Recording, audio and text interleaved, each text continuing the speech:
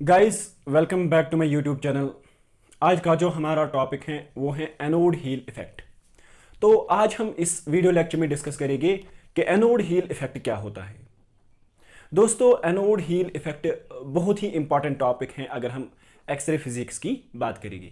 तो चलिए सबसे पहले हम एनोड हील इफेक्ट की स्टेटमेंट देखेंगे। एनोड हील इफेक्ट क्या स्टेट करता है?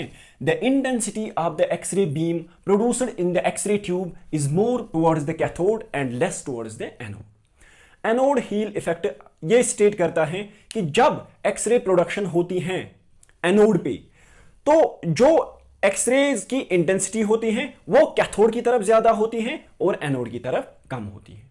ठीक है, हाँ, कैथोड की तरफ ज्यादा एक्सरेज निकलते हैं और एनोड की तरफ कम एक्सरेज निकलते हैं। हाँ, तो देखिए दोस्तों, let us suppose this is the cathode of the X-ray tube and this is the anode of the X-ray tube.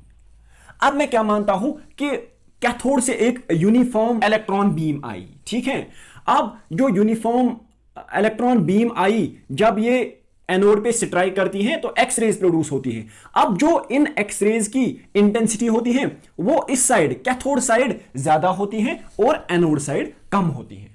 ठीक है, हाँ, तो ऐसा क्यों होता है? रीजन क्या है कि ऐसा क्यों होता है कि जो एक्सरेज होते हैं उनकी इंटेंसिटी कैथोड साइड ज्यादा होती है और एनोड साइड कम होती है? देखिए दोस्तों, अगर हम रीजन देखेंगे ना, रीजन ये है कि जो एक्सरेज निकलते हैं, जो एक्सरे फोटॉन्स यहां से इमिट होते हैं, उनको खुद ब खुद एनोड एब्जॉर्ब करता है।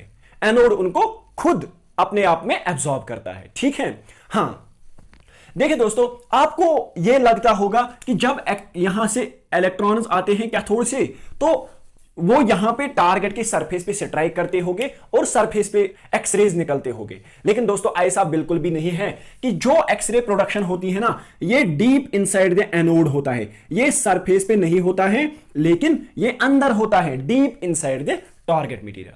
ठीक है, हाँ, तो देखिए क्या होता है दोस्तों, एक्चुअल में अगर हम डीपली देखेंगे, यहां से इलेक्ट्रॉन्स आए, वो अंदर चले गए यहां से। ठीक है, तो यहां पे अंदर deep inside the metal X-rays produce हुई। अब क्या होता है कि अगर ये एक्सरेज और की तरफ आएंगे तो इनको लार्जर डिस्टेंसेस कवर करनी पड़ती है।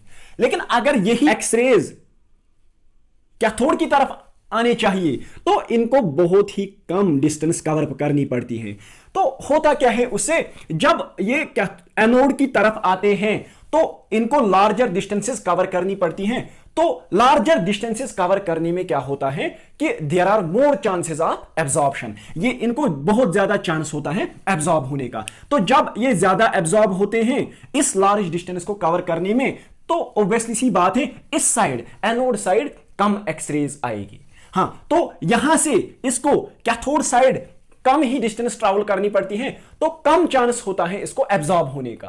तो उससे क्या होता है कि जब ये कम एब्जॉर्ब होगे तो कैथोड साइड ज्यादा एक्सरे इंटेंसिटी होगी। ठीक है, हाँ, तो this is the reason behind the anode heel effect. तो दोस्तों, अब अगर हम क्या करेंगे, अब अगर हम 100 सेंटीमीटर एफएफडी लेंगे, अगर हम 100 centimetre film to focus distance क्या होता है? The distance between X-ray tube and the cassette.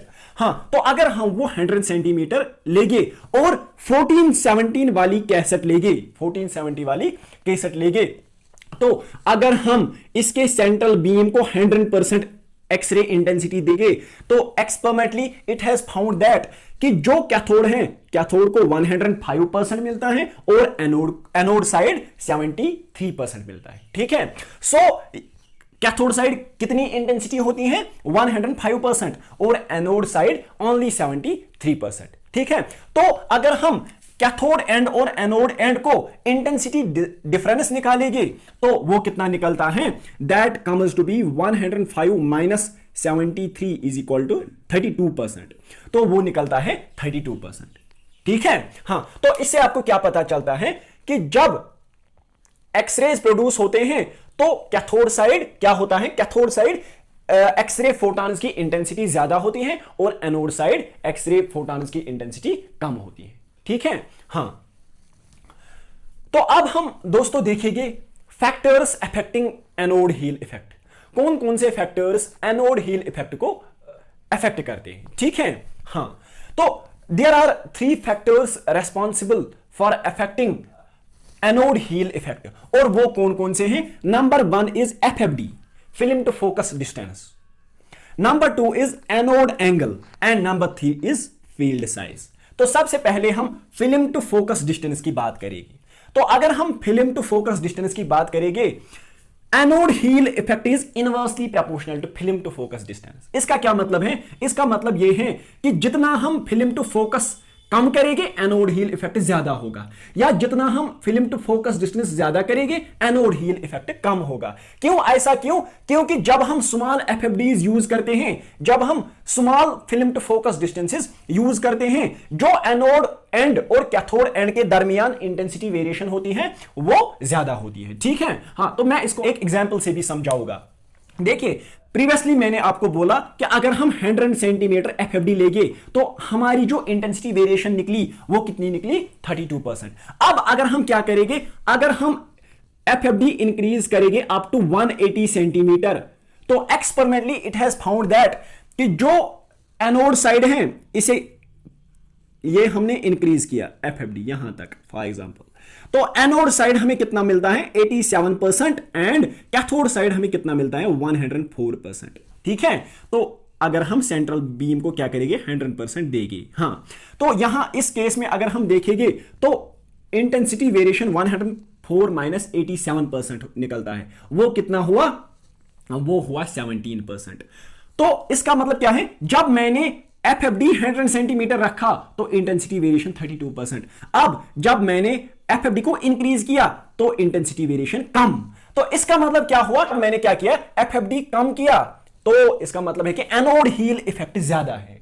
तो अब अगर जब मैंने एफएफडी इंक्रीज किया तो एनोड हील इफेक्ट कम हुआ, ठीक है, इंटेंसिटी वेरिएशन कम हुई। This is the number 1 factor. Now let us see the second factor, that is anode angle. देखिए दोस्तों, अगर हम एनोड हील इफेक्ट की बात करेंगे, anode heel effect is inversely proportional to anode angle, ठीक है। हाँ, एनोड एंगल इंक्रीज करने से क्या होता है? जब हम एनोड एंगल इंक्रीज करते हैं तो चांसेस ऑफ एब्जॉर्प्शन कम होते हैं। चांसेस ऑफ एब्जॉर्प्शन कम होते हैं तो इसका मतलब है कि एनोड हील इफेक्ट कम हुआ। तो ज्यादा एनोड एंगल रखेगी तो एनोड हील इफेक्ट कम होता है, कम एनोड एंगल यूज करेगी तो एनोड हील इफेक्ट ज्यादा होता है, ठीक है। आई होप कि ये आपको अच्छे से समझ आया होगा। अब देखिए तीसरा factor, field size. Field size is directly proportional to anode heel effect. जो एनोड हील इफेक्ट होता है ये डायरेक्टली प्रोपोर्शनल टू होता है किसके? फील्ड साइज की, ठीक है। क्यों? क्योंकि जब हम स्मॉल फील्ड साइजेस यूज करते हैं, स्मॉल फील्ड साइजेस में क्या होता है कि जो इंटेंसिटी होती है, जो इंटेंसिटी वेरिएशन होती है कैथोड साइड और एनोड साइड की, वो लेस नोटिसेबल होती है, ठीक है। तो this was all about the anode heel effect and the factors affecting the anode heel effect. Now we will see the applications of anode heel effect. अब जो हमारी पहली एप्लीकेशन है एनोड हील इफेक्ट की, वो क्या है कि जो एनोड हील इफेक्ट होता है, it helps to provide balanced और uniform densities on a radiograph. ये क्या करता है? ये हमारे रेडियोग्राफ पे बैलेंस्ड या यूनिफॉर्म डेंसिटीज प्रोवाइड करता है। कैसे? मैं मान लेता हूं कि एक बॉडी पार्ट है, एक बॉडी टिश्यू है, एक साइड उसका थिकर है और दूसरा साइड उसका थिनर है। तो मैं क्या करता हूं कि मैं थिकर साइड को कैथोड की तरफ रखता हूं और थिनर साइड को एनोड की तरफ रखता हूं। क्यों ऐसा? क्योंकि थिनर साइड से मुझे थिनर साइड में इसलिए एनोड की तरफ रखता हूं, थिनर साइड में मुझे कम ही एक्सरे चाहिए होती है, और थिकर साइड में कैथोड की तरफ रखता हूं क्योंकि वहां से मुझे ज्यादा एक्सरे चाहिए थिकर साइड से, ठीक है। हाँ, so first application of anode heel effect is it provides balanced densities on a radiograph. अगर हम दूसरी एप्लीकेशन देखेंगे इसकी, वो ये है कि जो एनोड हील इफेक्ट होता है, it is more at small एफएफडीज।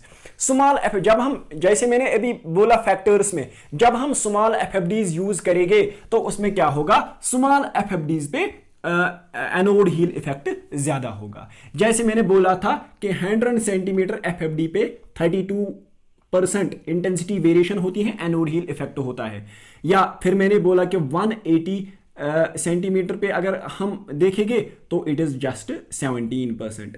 So anode heel effect is more at this small FFDs, ठीक है। हाँ, तो तीसरी एप्लीकेशन क्या है इसकी कि अगर हम एफएफडी कांस्टेंट रखेंगे तो जो एनोड हील इफेक्ट होता है that is directly proportional to field size. ये भी मैंने आपको फैक्टर्स में बोला कि अगर हम एफएफडी कांस्टेंट रखेंगे anode heel effect is directly proportional to field size. यानी अगर हम क्या करेंगे, स्मॉल कैसेट यूज करेंगे तो स्मॉल कैसेट में क्या होगा, एनोड हील इफेक्ट ज्यादा होगा। या अगर हम लार्ज कैसेट्स यूज करेंगे तो लार्ज कैसेट्स में क्या होगा, लार्ज कैसेट्स में एनोड हील इफेक्ट ज्यादा होगा, ठीक है। आई होप कि आज का जो लेक्चर है आप लोगों को अच्छे से समझ आया होगा। कोई क्वेरी होगी, कोई डाउट होगा तो कमेंट सेक्शन में लिख देना। फी अमानिल्लाह।